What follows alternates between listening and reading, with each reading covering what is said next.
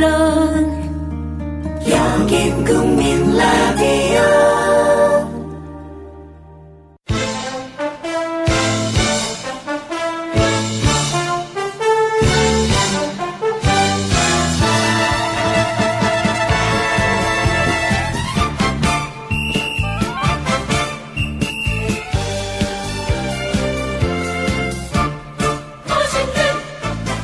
팟캐스트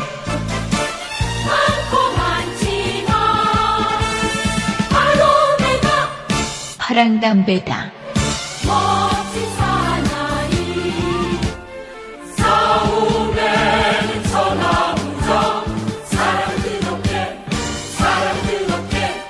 바로 내가 파랑담배다. 멋진 파랑담배다.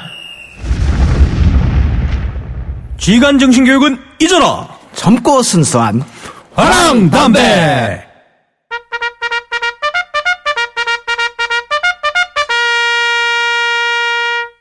안녕하십니까 애청자 여러분. 지금 스튜디오 밖에는 sak풍이 몰아칩니다. 추운 3월이란 말이 무색해지는 것 같습니다. 오다 보니까 이상한 광경을 하나 제가 본 게 있는데요. 이 날씨에 전투복만 딸랑 걸친 분을 제가 전철에서 봤습니다. 사계절 전투복이라서 방한성이 뛰어난가라고 생각했는데 이게 웬걸? 전투복 안에 껴입은 패딩이 있더라고요. 야, 이 모습을 보고 과연 전투복이 명예의 상징이라고 할 수 있을까라는 생각이 들었습니다. 과연 그분은 왜 그렇게 군복을 입었을까요? 의외로 우린 군복에 대해서 잘 모르는 것 같습니다. 오늘은 군복, 명예의 상징인가? 저가 단체복인가? 라는 주제로 이야기를 해보려고 합니다. 자, 오늘도 두 분과 함께 진행을 하는데 진행에 앞서 오늘도 댓글 소개 부탁드리겠습니다. 자, 점떡님. 예, 안녕하세요. 자, 우선 오케이마리님. 부끄러운 해병대 역사. 초대 사령관 출신이 박정희랑 만주 봉천군관학교 출신이니 긴바이, 악기바리, 함구, 낙가오리 등등 방송에서 들으니 색다르긴 색다르네요. 병영 시절에는 아무 생각 없이 사용한 거네요. 그래도 저는 말씀드리고 싶은 게 아무리 그렇다 하더라도 해병대는 국가적으로 중요한 전략군입니다. 그 해병대 출신에 대한 그 자부심을 절대 버리지 마시고 그 예비역으로서 민주 시민으로서의 역할을 충분히 자부심을 갖고 해주셨으면 하는 바람이 좀 있네요. 예. 자, 또 다른 사연 또 있으신가요? 그리고 요번 주에도 그 사진을 올려주신 분이 계세요. 생활관님. 그렇죠. 네, 많았죠. 예. 이분이 사진을 올려주셨는데 영국군 내무반 사진을 올려주셨는데 거의 4인 1실 대학 기숙사 수준으로 잘 정비돼 있어요. 대학 기숙사보다 더 좋았던 것 같은데요, 제가 봤을 땐. 그죠. 그러면서 이렇게 글을 써주셨네요. 모병제가 아니라 다른 나라에 비해 낙후하다지만 그래도 어느 정도는 따라가야 하는 것 아닌가 합니다. 영국군은 이렇다고 하네요.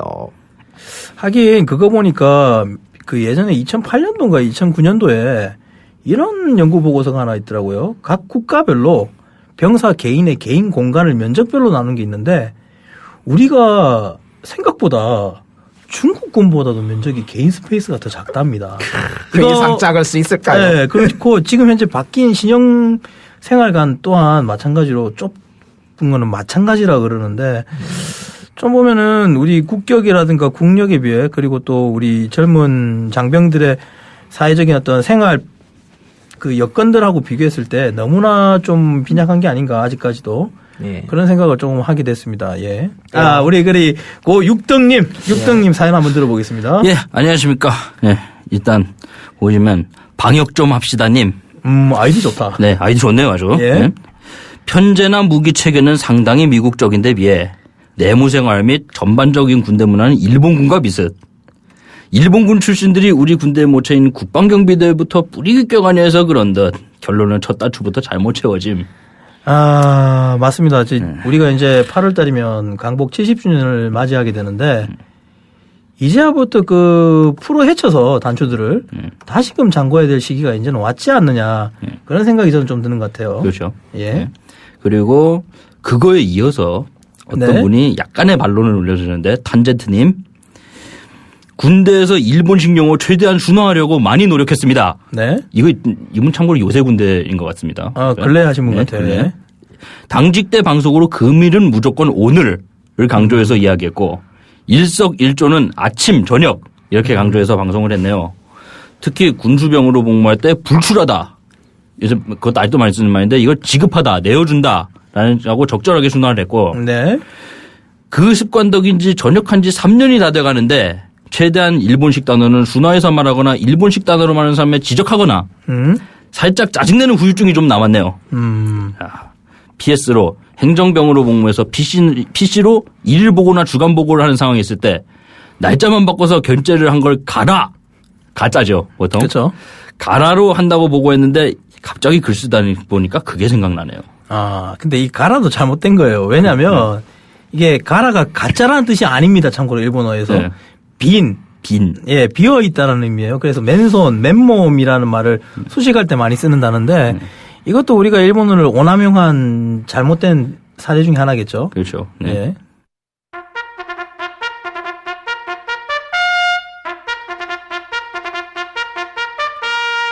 자, 이제 이야기를 다시 우리 오늘 주제 토론으로 넘어가겠는데 날씨가 춥거나 더워지면 전 제일 먼저 기억나는 게 군복입니다. 네. 아까 그 지하철의 그분 이야기를 제가 또 올린 건데 추우면 더 춥고 네. 더우면 더 더워지는 우리의 군복. 마법의 옷이죠, 그렇죠? 예, 그런데 군대에서는 뭐 수의다. 물론 수의 맞습니다. 군인이 전투에 싸우다가 전사했을 때 입는 옷이 군복이기 때문에 수의란 말은 맞는데 과연 군인의 그 명예라고 이야기할 수 있을지 저는 조금 그에 대한 회의가 좀 들어요.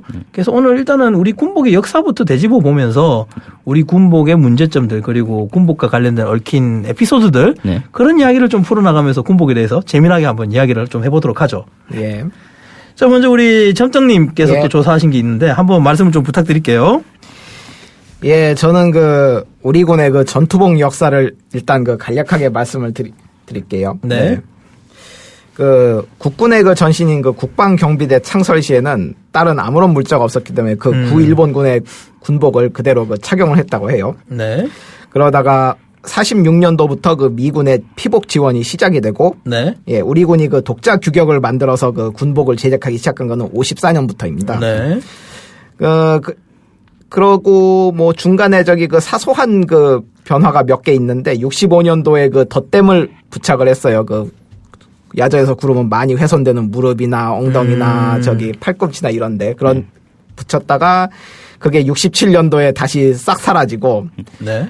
그 들으시면 좀 놀랄 얘기인데 그 71년도에는 상의 개방형 복장을 도입을 했다고 합니다. 아, 예, 저도 그건 들은 적이 있어요. 상의를 그러니까 이게 뭐냐면은 바지 하의 밖으로 빼입는 겁니다. 그렇죠. 예, 월남전의 전혼을 어느 정도 그 반영을 해서요. 근데 이게 또 2년밖에 못 가고 73년도에 폐지가 돼요. 다시 그 셔츠 자락은 바지 속으로 들어갔죠. 이때까지 쭉 단색이다가 1991년도에 그 시험 끝에 처음에는 그 미군이 쓰던 그 우드랜드 전투복 원단을 그대로 그 이용해서 전투복을 만들어서 시험 착용을 했다가 이게 한국 지형에 안 맞는다 해서 이거를 그 소폭 개량한 그 얼룩무늬 원단을 만들어서 이걸로 그 만든 위장복을 91년부터 전군 보급을 시작을 합니다. 네. 그리고 그 후로부터 정확히 20년이 지난 그 2011년도부터 지금 그 현역 분들이 그 입고 계시는 그 화강암 피셀 전투복이 보급이 시작되죠. 네. 해병대 얘기도 조금 얘기할까요? 아, 예, 해보십시오. 조금 해병대는 다른- 어떤지. 네. 예. 육군하고 달리 해병대는 조금 그 전투복 복식이 다른데, 네.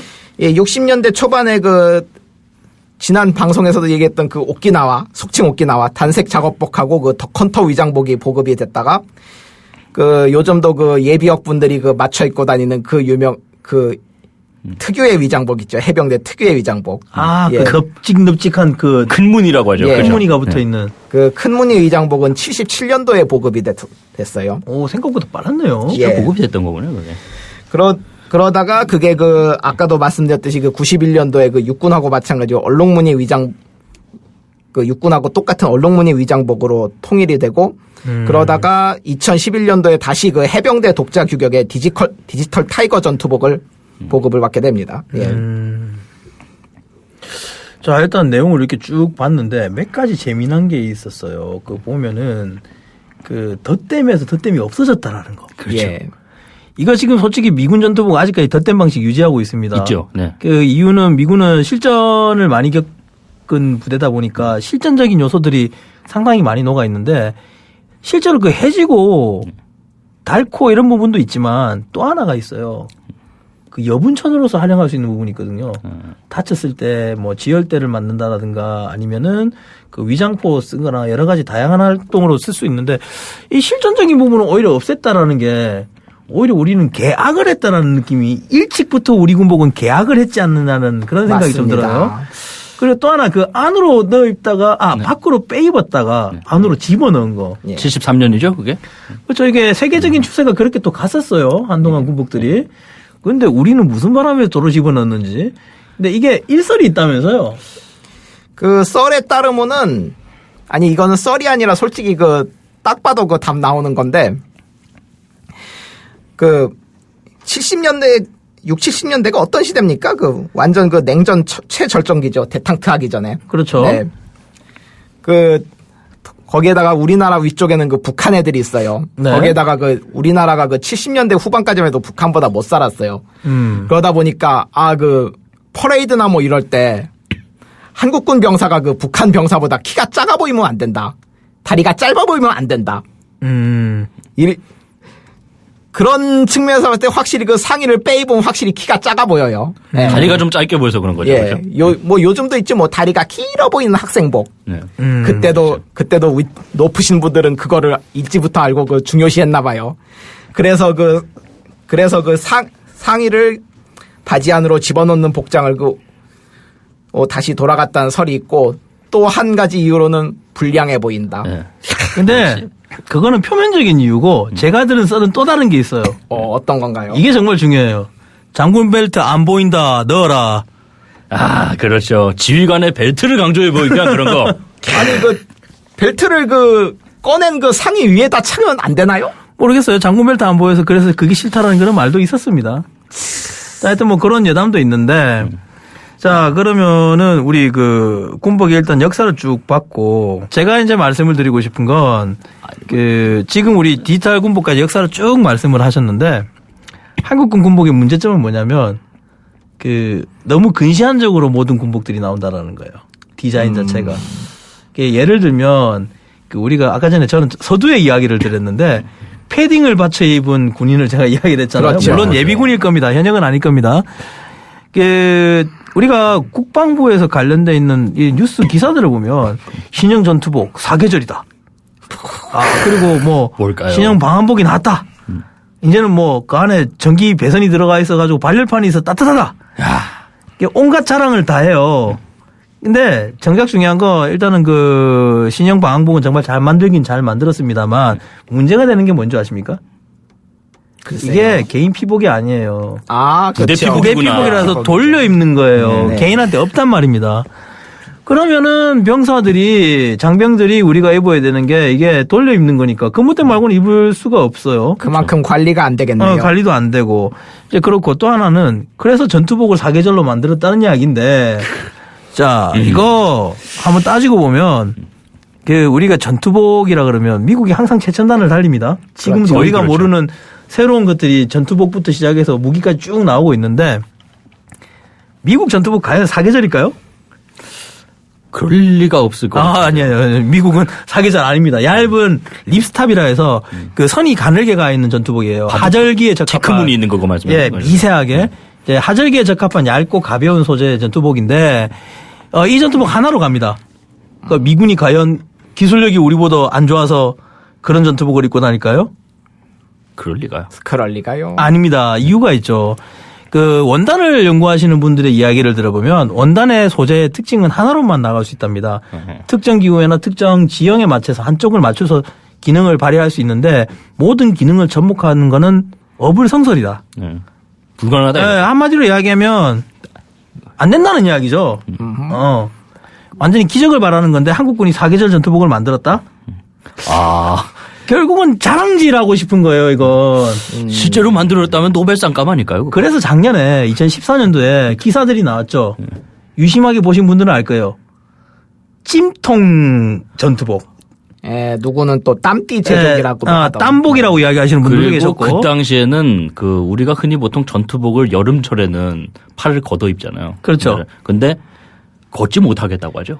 처음엔 걷지 못하겠죠. 그래서 나중에 걷으라고 이야기도 했고 걷는 지침에 대해서도 이야기를 했는데 그게 문제가 된 게 뭐냐면 결국은 이렇게 돼서 나중에 나온 게 뭐냐. 하복을 만들겠다로 나온 겁니다. 예전처럼. 하전투복을 다시 네, 만든다. 하전투복을 만들겠다. 근데 이 하전투복이 나오면서 문제가 됐던 게 또 하나가 있어요. 팔을 접으면서 네. 그 팔 부분에 있는 포켓을 제거를 했습니다. 없애버렸죠, 그걸. 네, 근데 이게 일반 독자분들, 청자분들 잘 모르시겠지만 그 팔에 포켓이 붙는 건 이유가 있습니다. 그 현대전에서 가게 되면 그 각계 병사들이 휴대해야 될 장비들이 많아지고 방탄복이라든가 조끼들을 걸치게 되면서 그 가슴에 있는 주머니를 못 쓰게 돼요. 그렇죠. 그래서 그거를 보장하기 위해서 팔에 큼지막한 그 포켓이 들어가는 건데 현대전 추세가 그렇습니다. 다른 그렇죠. 나라들도 다 이렇게 가고 있고요. 근데 한국군은 이걸 뜯어버리는 또 한 번의 계약을 2000년도 21세기 들어와서 또 하고 있다라는 거죠. 그래서 정말 생각 없는 군복 디자인은 여전히 이어지고 있다. 그런 것들. 그리고 또 하나는 이제 그 소재 아까 이야기 부분들이죠. 언제까지 그렇게 자랑질하고 합리적이지 못한 생각을 계속 가지고 갈 건가. 군복은 절대 여러분들의 장난치는 그런 대상물이 아닙니다. 군복은 실전적이어야 되고 그리고 똑바로 입어서 명예감을 표출해야 되는 군복인데 이거는 군복이 완전히 개판 5분 전이에요. 군복 자체가. 그래서 저는 하여튼 이런 문제들이 좀 많이 보였다는 생각이 들어요. 요번 그 군복 나오면서. 뭐 또 다른 문제도 있지만 네. 그 이야기는 또 이야기를 풀어가면서 제가 말씀을 드리도록 하겠습니다. 네.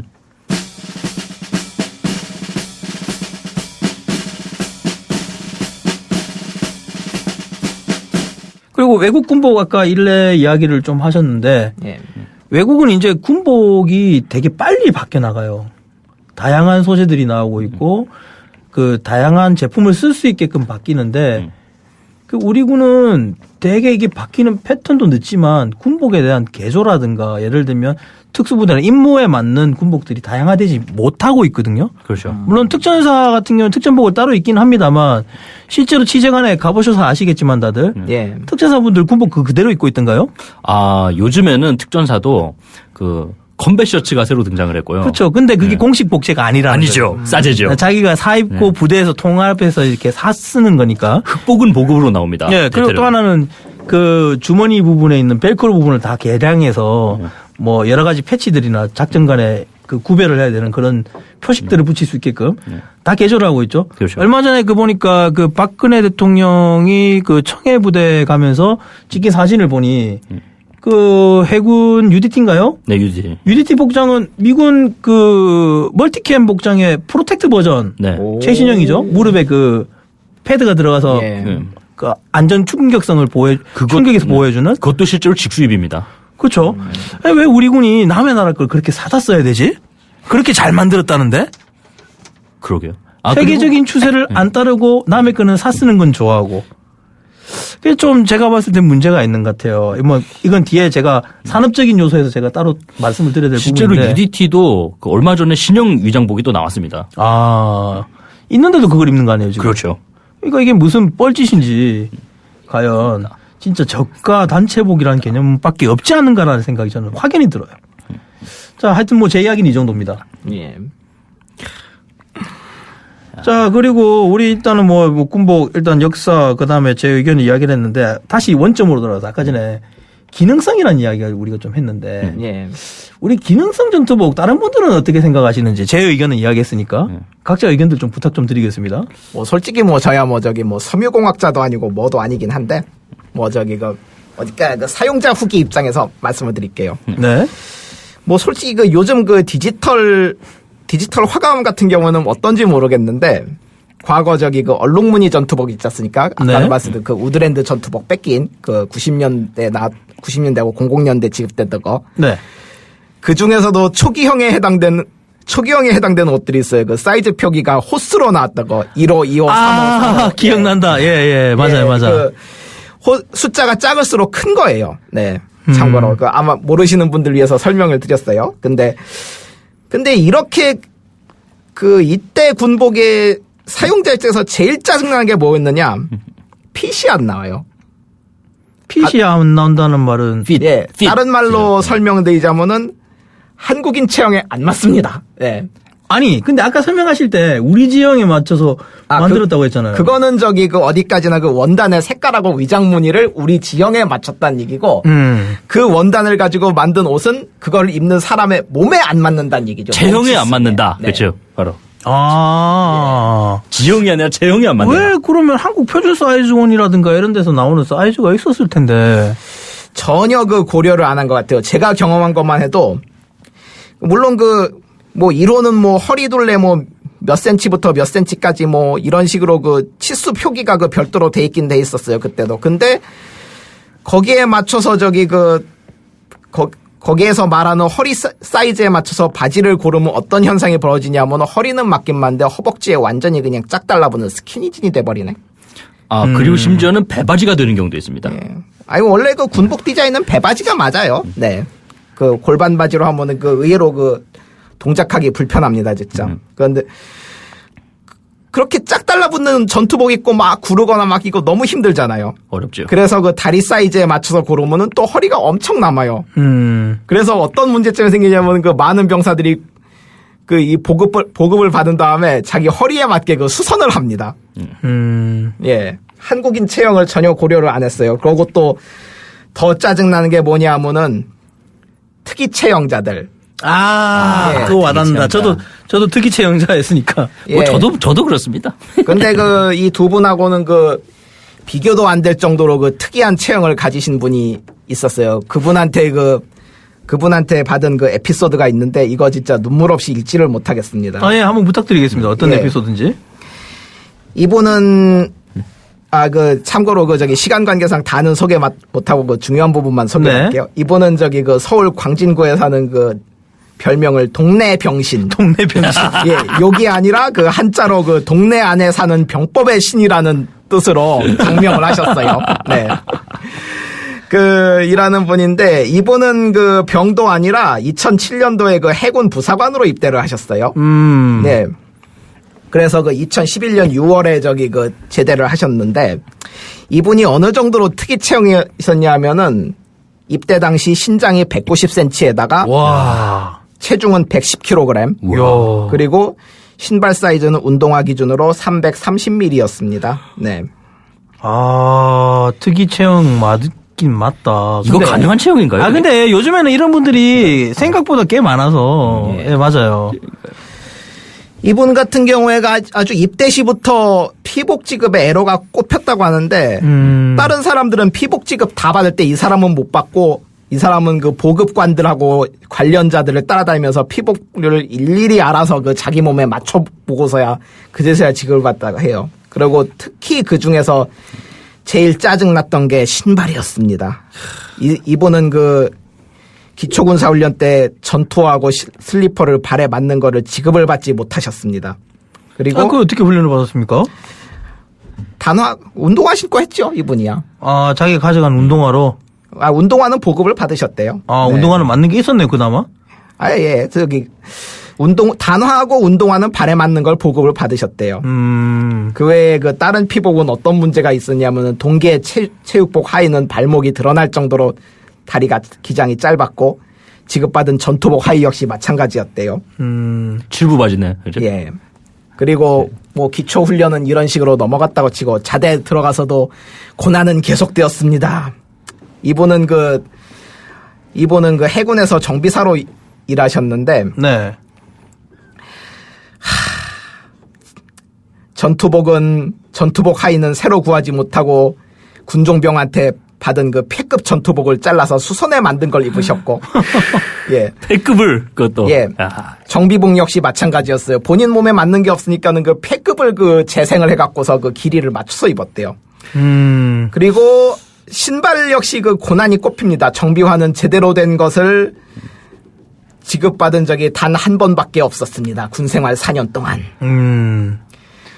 4년 동안 정비와 맞는 거 하나 갖고 버텼다는 이야기도 될 수도 있는데.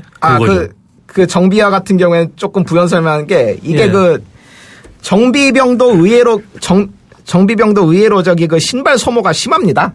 항상 신발이 폐유에 접촉을 하고요. 그렇겠죠. 예, 그리고 또 콘크리트 바닥을 계속 장거리 주행을 하기 때문에 정비화 수명이 보통 6개월 내지 1년밖에 안 됐대요. 그렇기 때문에 이분이 신발을 어떻게 보충했냐면은 부대 근처에 있는 작은 신발 가게에다가 지급받은 정비화를 보여주면서 이걸로 비슷하게 만들어 달라고 주문을 넣었답니다.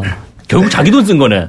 예, 그렇다고 부대에서 이 사람한테 신발 샀으라고 별도로 돈 준 건 전혀 아니, 없고. 간부들 같은 경우는 그건 있었을 거예요. 예. 피복 구매권. 예.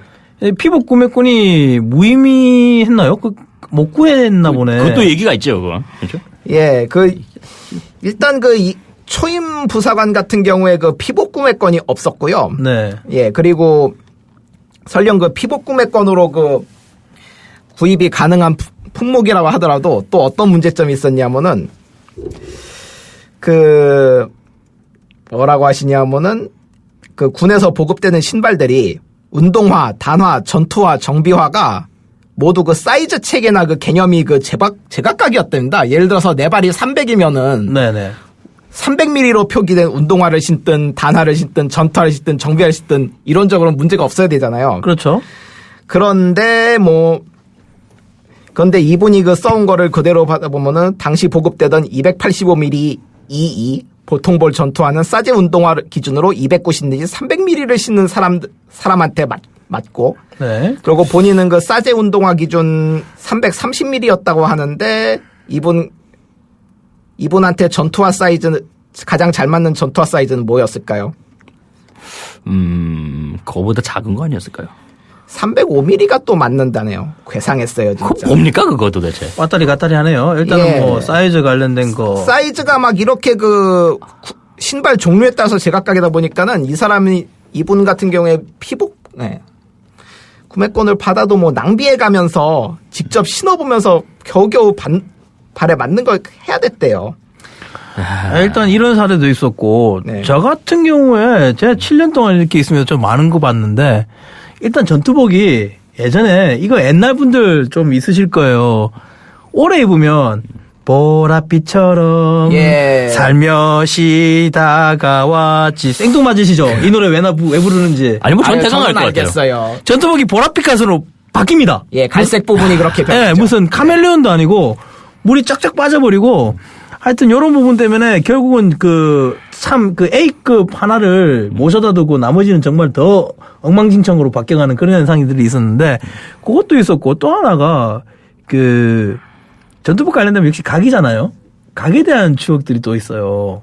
그렇죠. 보면 저 처음 소위로 갔을 때 저는 이제 전투복 다리는 걸 저희는 잘 몰랐어요. 그러니까 이제 부하들이 각을 잡더라고요. 그래서 애들한테 부탁을 했죠. 부하들한테 그냥 하면 안 되니까 선물을 좀 주고 전투복을 좀 다리는 걸 가르쳐달라. 그래서 했는데 한날 걔가 아닙니다. 그냥 제가 해드리겠습니다 해서 전투복을 제가 맡겼어요. 근데 소위 말하는 칼각이죠. 진짜 이렇게 손 갖다 대면 베인다는 완전히 빳빳하게 각이 져서 나온 거예요. 야, 그 뭘로 했냐 물어보니까 예 공업용 다리미 빌려와가지고 공업용 다리미로 다렸습니다. 이러는데 야, 이 각무나 전투복이 이상하게 각을 이렇게 붙이는 그런 경험들 다들 있으실 것 같은데. 그러니까 예전에 전투복 줄 세우기 그게 훨씬 오래전 미군에서는 한 적어도 80년대 이전에 폐지가 됐어요. 사실 그게. 왜 그러냐면 미군 전투복 자체가 신형 우드랜드라 그러죠. 네, 우드랜드부터죠. 얼룩무늬가 각을 세울 수가 없는 재질입니다. 립스탑하고 이런 재질이라서 각을 못 세우고 또 하나는 그렇게 하게 되면 코팅 부분이 벗겨져 가지고 야시경이나 이런 거에서 드러나 버리는 거죠. 그러니까 비전투적인 행위니까 하지 말라 된 건데 그렇죠. 한국군은 그걸 했다는 거예요. 그렇죠. 그게 왜 그럴까 생각을 해봤는데 이게 보면 그런 거 있으시죠. 왜 카툰에도 나왔지만 와, 쟤 각 잡은 거 봐. 6줄이야 막 이러면서 막 서로가 경쟁하듯이. 그리고 짬밥 안 되면 각 못 잡고. 그렇죠. 이런 문화가 있는 게 왜냐하면 우리가 근무복이나 병사들한테는 예복을 지급 안 해서 생기는 문제거든요. 그렇죠. 그럼 전투복 하나 가지고 뽐내라 그러니까. 그런 경험들 혹시 각에 대해서 경험 나시는 게 있으세요? 저는 요즘은 아까도 말씀드렸듯이 디지털 픽셀을 입잖아요. 그죠? 네. 2011년도에 에어파워데이라고 지금은 안 하는데 오산 미공군 기지 오픈하우스 행사가 있는데요. 디지털 픽셀로 바뀐 다음부터는 전투복에 각 잡는 사람 없어졌을 줄 알았어요. 네. 원래 못 잡게 돼 있죠. 하지 말라고 하는 거잖아요. 거기 가니까 어떤 공군 여군이 디지털 픽셀에 아주 그냥 칼 같은 각을 세워놓고 있던. 야. 원하신다면 사진을 공개하겠습니다, 제가. 그러니까 이 이야기를 들어보면 우리가 군복에 대해서 참 무지하다는 생각이 듭니다. 정작 군인들도 그렇고 일반인들도 더 그런데 일반인들은 뭐 그냥 단지 군복이라 그러면 밀리터리 룩 정도만 생각하고 군이 진짜 그 군복에 담아져 있는 진짜의 기능성과 그리고 또 하나는 군복에서 담고 있는 명예라든가 멋스러움이라는 게 그 전혀 우리한테는 인식이 안 되고 있다라는 생각이 드는 게 그 이유가 아까 제가 앞서 설명했지만 그 기능적인 문제들 그리고 그 외국군과 비교했을 때 너무 단시한적으로 생각하는 부분들 그리고 하나의 복제로만 가다 보니까 그걸로만 그것도 문제되는 건 이 복제도 결국은 3벌 주고 2벌은 뺏어가잖아요 제대할 때. 그렇죠. 그렇죠. 다 주는 것도 아니잖아요. 근데 예비군 할 때 보면 또 사이즈 안 맞아. 안 맞죠. 이거 하니까 생각나는 게 그것도 있어요. 그 전투복 트렌드가 있어요. 예. 여태까지 유행 트렌드 혹시 아세요? 모르시죠? 아, 저는 압니다. 저도 대강 들어본 것 같은데. 그 해병대 같은 경우에는 전통적으로 그 바지통 늘리기를 선호했어요. 그저 아랫단 늘리기. 예, 바지 앞판하고 뒷판 사이에 천을 넣어갖고서 늘려갖고서 통바지를 만들어 입었거든요. 그리고 이제 그 사각사각 그 볼 들어가는 거. 예, 링을 링이라고 찾죠. 링 예. 차고. 육군 같은 경우에는 그걸 못하게 해서 뭘 했냐면 일명 대왕고무링. 오. 기억나세요? 혹시 모르시죠? 압니다. 압니다. 그거. 씨알이 이따만게 굵은 고무링을 넣어가지고 그걸 대신 늘리면 축 처지는 거예요. 예. 그래서 그거 하다 헌병대한테 막 잡히고 그렇죠. 막 이랬던 기억이 있는데. 바로 부대에 통보되고. 예, 이제. 그래서 막 그렇죠. 저한테 연락 오고 중대장님 저 걸렸습니다 이러면서 막 야 이 자식아 그거 하지 말라 그랬잖아 막 이러면서 그런 게 있었고 이제 점점 시기가 지나가면서 뭐가 바뀌었냐면 전투복을 핏하게 되게 바꾸고 입었어요. 애들이. 스키니로 입는다. 그렇죠. 달아붙게. 지금 전투복 보니까 지금 친구들 그렇게 하는데 제가 이거 물론 그 전투복 자체가 본인들 패션하고 안 맞을 수 있어요. 사회적인 패션하고. 근데 전투복은 전투복이거든요. 그대로 놔둬야 됩니다. 이 기능이 있기 때문에 다 디자인이 된 건데 이걸 임의로 줄이면 뭐가 문제가 되냐면 물론 그 전투복 입고 훈련을 안 받을 거라고 생각하겠지만 외출복으로 쓰겠죠. 근데 여러분 생각해 보세요. 그거를 제대할 때 입고 나가신다 그러면 예비군 훈련이 기다립니다. 그렇죠. 예비군 훈련 때 개고생해요. 그리고 무려 예비군 훈련은 6년입니다. 예, 군 현역보다 더 길어요. 살 안 찌실 자신 있으시면 그렇게 해도 좋습니다. 근데 반대로 그걸 남겨놓고 넉넉한 걸 가져갔다 치면 그 줄인 거 누가 입습니까? 그러니까 이 앞으로 군대를 가실 분들 그리고 지금 있으신 분들은 전투복 줄여 입는 게 조금 싫으시겠지만 참아주시는 게 좋을 것 같아요. 그리고 각하니까 또 생각이 나는데 네. 그 각하면은 또 이제 육군에서는 전투모 빼놓을 수 없잖아요 옛날에. 아 그렇죠. 전투모도 각 잡죠. 야 전투모가 이게 또 그 우리 보급 전투모 있었잖아요 옛날에. 지금은 배령으로 바뀌었지만. 일명 빵모자. 네 빵모. 그거는 그 아주 마법의 모자입니다 그게. 왜 마법이죠? 일단 그 훈련병들 특히 또 갑배출된 이등병들 그 계급장 이른바 손바로크라고 하죠. 손발을 지르고 아 그렇죠 그렇죠. 딱 씌워놓으면 그렇게 바보 같을 수가 없어요. 뭐 그건 저도 후보생 때. 아유, 어느 정도로 그 모자가 사람을 바보로 만드냐면은 아는 분 중에 ROTC 출신이 계세요. 네. 근데 이분이 그 육군을 지원 안 하고 해병대를 가셨어요. 네. 전국대 그렇죠. 그 원인 중에 하나가 그 전투모 때문이었습니다. 그건 좀 육군 전투모는 너무 멋없어. 그건 좀 심했다. 거야. 전투모 때문에 그랬다는 건 좀 심했고 하여튼 그래서 저도 기억이 남는 게 뭐냐면 선배들이 딱 가자마자 임관하자마자 소위 달자마자 한 말이 뭐냐면 싸제 쓰라고. 전투모토 바꿔. 네, 장교부터가 싸제를 쓰는데 웃긴 게 그렇게 장교들은 싸제 쓰면서 병사들한테 전투모 센치 재고 있었으니까 이 싸제냐 아니냐 이거 따지고 있었으니 이런 복제 규정도 상당히 우리가 아직까지 주묵국으로 왔다라는 거예요 솔직하게. 뭐 실상은 이등병부터 대장까지 다 싸제를 썼죠. 네, 그렇고 또 하나는 이 보면 아직까지 이 군복 각하고 멋 이런 이야기가 나오니까 신분적 차별이라는 거 안 떠오르세요? 그렇죠. 아 그거 은근히 있잖아요, 그렇죠? 네. 무려 그 90년대 초반까지 뭐 야상이나 그 전투화 같은 경우에 장교용, 사병용 다 다르게 각인 박혀서 찍혀 나오고. 네네. 심지어는 그 전투복도 다르지 않았어요? 우리 문소령님? 네. 아이, 그 또 뭐 나한테 이렇게 또 공격적으로 이렇게 나오시고 그래. 와, 간부다. 네. 주적인가요?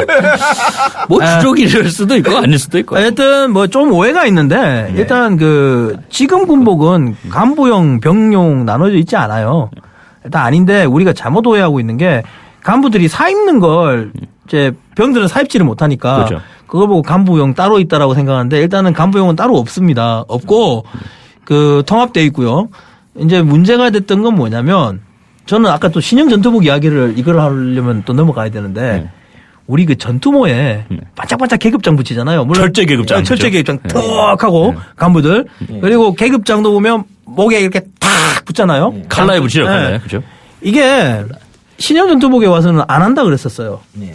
실제로 그렇게 나온 시제품 저도 봤습니다. 네, 근데 이게 실제적으로 외국에서는 지금 어떻게 됐냐면 그 신분의 격차를 없애겠다 전투복에 같이 싸우는 전우회라는 개념으로 해서 통일되어 있거든요. 대표적인 게 미군 전투복 가슴팍에 붙어 있죠. 영국군은 예전부터 가슴팍으로 유지를 했습니다. 전 병가가 병에서부터 부사관 장교가 똑같이. 그리고 이제 호주군도 그렇고요. 캐나다군도 그래요. 심지어 프랑스군도 그렇고요. 독일군 같은 경우에는 어깨 견장으로 다 통일했습니다. 그런데 그런 추세를 역행을 해버렸어요, 우리가. 처음에 그렇게 하겠다 해놓고. 근데 웃긴 건 왜 그렇게 됐을까라는 생각이 난 좀 들어요. 왜 처음에는 그렇게 나가겠다 해놓고.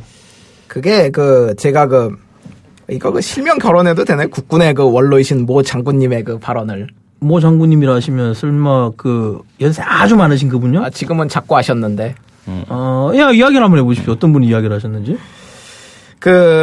우리 최명신 장군님께서 월남에 파병됐을 때 미군이 계급장하고 부대마크 등 부착물을 까만색으로 바꿨다 우리는. 저신성이라고 하죠. 눈에 안 띄게끔. 니들 한국군도 바꿔라. 이렇게 권하니까는 우리 최명신 장군님께서 참고로 본인 책에서 긁어온 내용입니다. 네. 계급은 위계 질서의 표시고 지휘의 표상이다. 명예이고 긍지의 표출이다. 그런 것을 겁먹고 검정계급장으로 바꿔단다면 부하들이 어떻게 보겠는가? 하면서 계속 풀컬러를 유지했고요. 아시겠지만 이 풀컬러 계급장은 월남전 종전 이후 20년 이상이 지난 1996년에야 까만색으로 바뀝니다. 무장공비 사건이죠, 강릉. 명령은 전부터 있었어요. 근데 무장공비 때 그때 위장 효과 떨어져서 좀 문제가 된 이후로 이게 교체가 급속히 진행이 됐고요. 그리고 네. 더 놀라운 게 이때 96년도에 까만색으로 바뀐 건 계급장뿐이라는 거. 그렇죠. 부대마크는 그대로 칼라였으니까. 예, 명찰도 바뀌지 않았던가요 그때? 예, 계급장하고 명찰만 바뀌었고 바뀌었어요. 부대마크는 무려 2005년이 돼서야 까만색으로 바뀝니다. 예, 기억나요. 맞아요. 그렇죠. 저도 사단 보수대에서 칼라로 된 거 말고 이제 녹색하고 검정색으로 된 거 저는 또 나름 밀떡이지 않습니까? 최신 또 군복 트렌드를 따라가거든요. 우리는 제일 빨리 가요. 그래서 제가 일바로 사가지고 달았거든요. 근데 중요한 건 우리 대대장님하고 연대장님 그거 안 좋아하시더라고. 그리고 또 몇 분이 우리 병사들도 그거 안 달더라고요. 너 왜 안 다냐? 이게 더 좋아 보이는데 중대장님 가관사입니다. 짬밥 티 나야지. 애들처럼 그런 거 다면은 짬티가 안 나요. 실제로 그리고 그런 이야기를 하더라고요. 실제로 그리고 그때도 그러니까 저신성 부대 마크를 전면적으로 부착하던 그 시기에도 전역하면서는 칼라로 바꿔 달고 나가는 경우가 많았습니다. 그러니까요. 일부러 그렇게 두드러지게 군을 막 요란하게 하는 오히려 군복에 대해서 좀 뭐랄까 명예를 지나치게 도드라져 보이게 하는 의식이 말단에도 있었고 심지어 우리 장군들한테 심하잖아요. 장군들 심하죠, 아주. 우리 김정대 편집장님 말씀에 의하시면 항상 이야기하시는 건데 미군 장군은 장군인지 병인지 티가 안 난다. 근데 한국군은 100m 딱 밖에서 봐도 장군 티가 바로 난다. 바로 보입니다. 그 이유가 뭐겠습니까? 예를 들자면 혹시 다 보셨을지 모르지만 챔피언 벨트라고 불리는 장군 벨트. 장군 전용 380 총요대. 그다음에 장군화. 이거 파리가 미끄러지는. 네. 또 하나가 더 있죠. 훈련 나가실 때 우리가 우리 군의 전형적인 우리 군에서만 볼 수 있는 헬멧 턱근 뒤돌려 감기. 미비군입니까?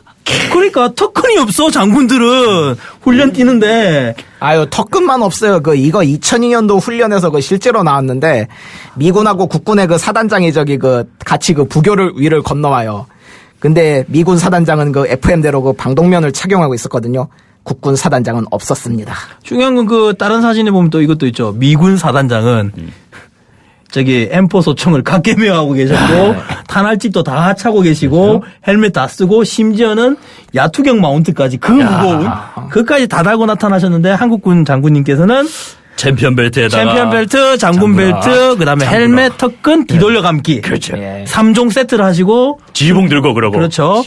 전혀 뭐 싸울 의지가 없는 그냥 나 봐라라는 식의 정확히는 복장을. 나 잡아 잡수죠. 예, 그런 복장을 했는데 참 그거 보면 안쓰러워요. 지휘관들 자체가 일단 그러니 말단에서 그런 것만 보고 배우는 거 아닌가라는 생각. 군복을 제대로 입지도 않으면서도 명예라고 이야기할 수 있는지 우리 윗사람들부터 그런 거 좀 고쳐야 말단에도 그런 문화 고쳐지지 않을까라는 생각이 듭니다. 몇 년 전에 그 육군 같은 경우에 막 그 없애라고 했는데 또 슬금슬금 보이대요. 네. 해군은 좀 심하더라고요. 또. 그리고 이제 또 하나가 이런 맥락에서 이야기하면 저는 제일 그 부끄럽고도 한편으로 부러운 게 미국 영화 많이들 보셨잖아요. 예. 그 대표적인 게 알파치노가 나왔던 여인의 향기인가요? 예. 거기 보면 알파치노가 맹인인데 그 탱고 춤입니까? 그렇죠. 그때 탱고를 치죠. 입은 제복 아시죠? 그 블루드레스. 드레스. 네. 예, 그 미육군의 최고의 상징이라고 부르는 블루드레스를 아미블루라고 예, 하죠. 아미블루. 네. 그거를 제대로 착용하고 나와요. 보면 어떤 훼손도 없습니다. 네. 근무장이나 이런 것도 자기가 근무했던 만큼만 딱 붙이고 있고 뭐 우리처럼 뭐 더 보이려고 막 더 덕지덕지 다는 그런 것도 없이. 없는 훈장을 막 달죠 우리는. 예, 그러니까 우리도 그 뭐 마이가리하고 비슷한 건데 그렇죠. 어떤 그런 것들 많이 하는데 그거 없이 정중하게 하는데 주변 사람들 보는 시선들이 상당히 존중의 시선을 보냅니다. 그렇죠. 그러니까 정해진 복장을 정해지게 그리고 그걸 명예라고 자기 스스로가 드러나게 하는데 우리 같은 경우에 우리 예비역들 한번 볼까요? 요즘에 보면 아까 뭐 병들부터 이야기를 하자 그러면 원래 베르모 쓰면서 전투모가 없어졌어요. 그렇죠. 근데 전투모에다가 그 날개 달고. 엔젤리너스. 날개 달고. 예, 황금색 날개가 붙은 예비군 표장을 붙이는 것부터 시작을 해서. 예. 자, 일단 이거는 우리 젊은 친구들의 트렌드예요. 그 다음에 우리 이제 나이 많으신 일명 제가 뭐 좀 속되게 이야기 좀 하겠습니다. 프로판 할배들. 가스통 할배라고 많이 하죠. 가스통 할배들. 군복 입고 다니시는 그 참 우측 편향적인 분들 많이 계신데 얼마 전에 그 작년에 그 여의도 공원에서 운중론가 거기서도 그 군복 입고 자경 활동하시는 분이 일반 다른 어르신 두들겨 패가지고 문제가 됐는데 그죠? 기억나시죠? 예. 이분들 군복 입고 다니는 거 한번 좀 따져봐야 돼요. 그렇게 자랑스러운 군복인데 왜 미군인 군복 입고 다니세요? 월남전 가셨을 때 그 군복 입으셨나? 그러게요. 그리고 예비역 대령이라고 하시는 그 자칭 그 극우 군 단체 멤버 한 분 계세요. 네. 그분은 군복에 가슴팍에 성조기를 붙이셨대? 어느 나라 국민입니까 이분? 아, 대한민국 육군 대령 맞아? 그러니까. 미군에서 복무하셨나? 응? 그리고 그 할아버지들 군복 잘 보세요. 해병대 군복인데 해병대 명찰에 저기 맹호부대 마크가 붙어 있다든가. 아 많죠. 절대 자기가 입었던 군복 아닙니다. 자기가 입으셨던 군복을 그대로 보존해서 그걸 명예로 착용해야 되는데 그런 개념 없이 그냥 멋스러워 보이면 아무거나 갖다 붙이면 된다는 이시. 그리고 또 하나 이분들 문제되는 게 뭐냐면은 그 이분들도 전투복이나 그런데 기장을 많이 답니다. 또 아, 그렇죠. 자기가 안 단 기장들도 달고 안단 있는 거. 기장들을 달고 있는데 이거 특히 훈장이나 포장 같은 게 달려 있으면 상훈법 위반입니다. 이거. 그렇죠. 그것도 법령 위반입니다. 네.